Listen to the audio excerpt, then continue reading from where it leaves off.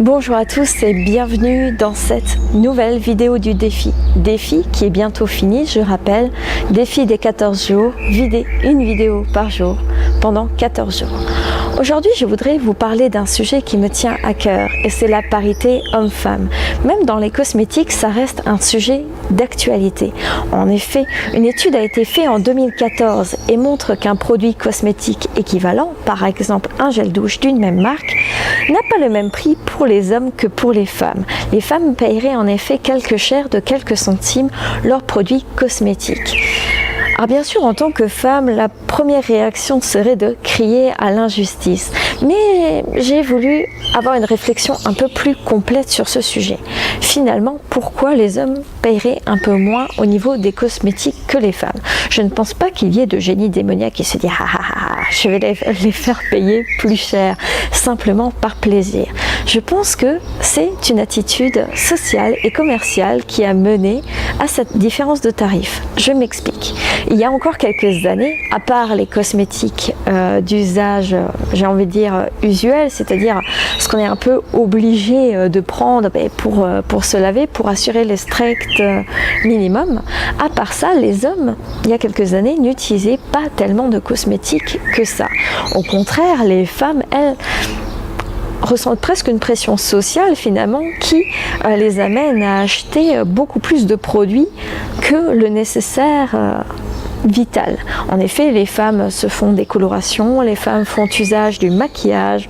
Je ne sais pas si vous avez vu parfois dans ces films américains, un homme va pour la première fois prendre une douche chez une femme et il n'arrive pas à trouver le simple gel douche au beau milieu de tous les cosmétiques qu'il y a dans la douche de la jeune demoiselle, entre l'après-shampoing, le démêlant, le fortifiant et j'en passe.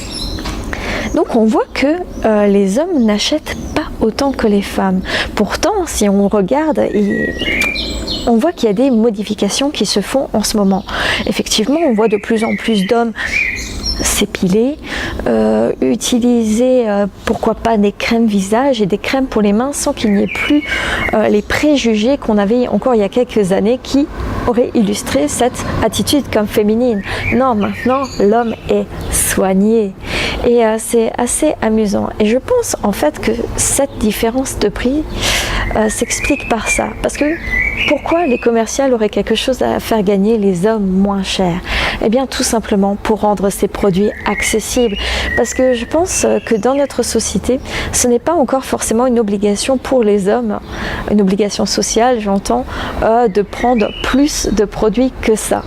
Et je pense que maintenant d'un point de vue commercial c'est intéressant de rendre ces produits abordables et surtout indispensables. Et je pense que les prix des cosmétiques pour hommes vont monter avec la dépendance cosmétique.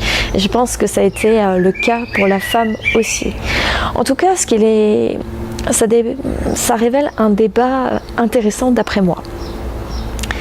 Faut-il que les hommes fassent autant d'efforts esthétiques que les femmes? Est-ce que maintenant l'idée ce sera de dire eh ben moi je m'épile, je fais des soins cheveux, des soins ongles, etc. Il n'est que justice que toi aussi tu fasses un effort, toi mon compagnon. Est-ce que ce serait ça? Et finalement, ça rendrait nos compagnons tout aussi captifs que nous de tous les soins cosmétiques et de cette pression sociale sur l'esthétique.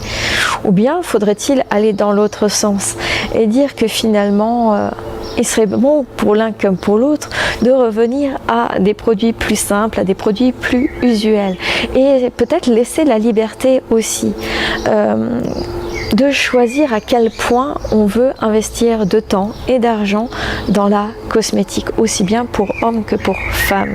J'avais vu un moment, on m'a parlé sur Facebook de photos de deux mollets, un légèrement poilu et un complètement poilu, de sorte qu'on ne voit pas le sexe de la personne.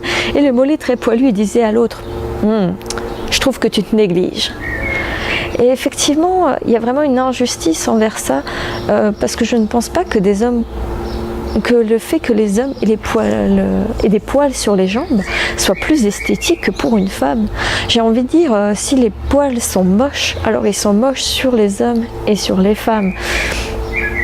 Du coup, je trouve je trouve qu'en fait, il faut, d'un point de vue sociétaire, qu'on arrête peut-être de mettre la pression sur les gens et que chacun soit libre de sa propre esthétisme. Je veux dire, à partir du moment où ce n'est pas incommodant pour les autres, bien sûr, mais je pense qu'il faut vraiment